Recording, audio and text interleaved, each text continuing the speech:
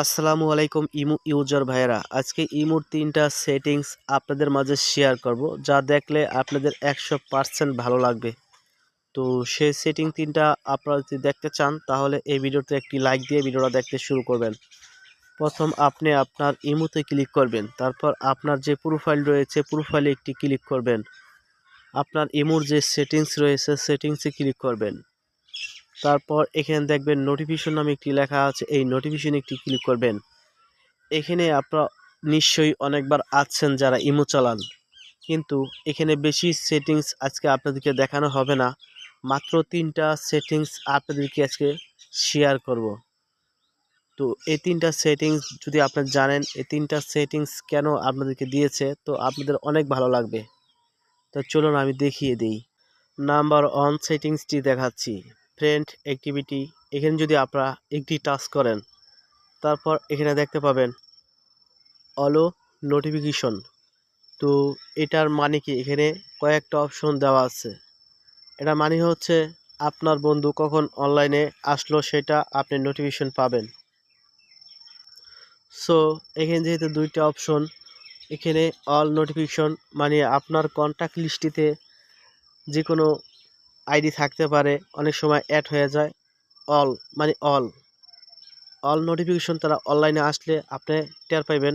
আর এখানে হলো friend, online যদি আসে সেটা আপনারা দেখতে পাবেন। আর এই টিক মার্কগুলো যদি অফ থাকে সেক্ষেত্রে কিন্তু আপনি বুঝতে পারবেন না কখন তারা অনলাইন আসলো।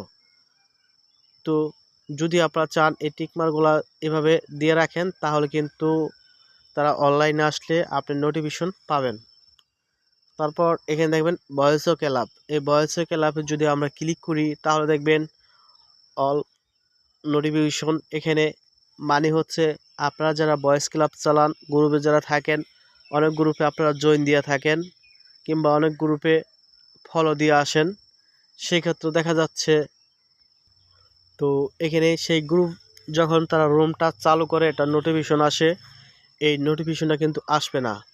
অনেক বন্ধু বান্ধব আছে তাদের গ্রুপে আপনি জয়েন দেন কিংবা তাকে ফলো করেন, সেই ফলো থেকে আপনাকে টান দেয়।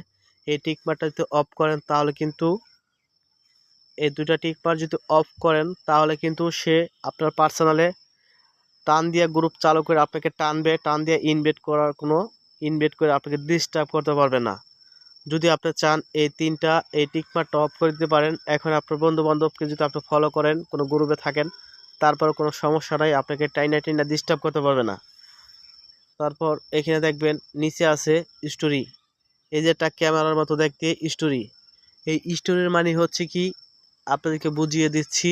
এখানে অল নোটিফিকেশন, আপনার বন্ধু ইমোতে যখন হিস্টোরি ছাড়ে সেই হিস্টোরি নোটিফিকেশন আপনার সামনে কিন্তু চলে আসে।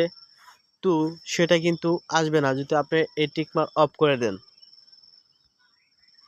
সো এখানে ফ্রেন্ড নো স্টোরিজ, তো যদি আপনি চান আপনার ফ্রেন্ড আছে এগুলা স্টোরি দিলেও আপনি টের পাবেন না, ঠিক আছে, এভাবে যদি অফ রাখেন।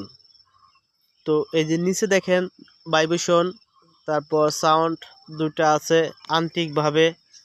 এটা হচ্ছে আপনার ফোন অনেক সময় ভাইব্রেশন থাকে, তো ফোনের অ্যালার্ম দেওয়া থাকে। আপনি সিঙ্গেলভাবে ইমুতে চাইলে এইভাবে সেটিং যদি অফ করে রাখেন, ইমুর কোনো নোটিফিকেশন আপনার কাছে আসবে না, ঠিক আছে।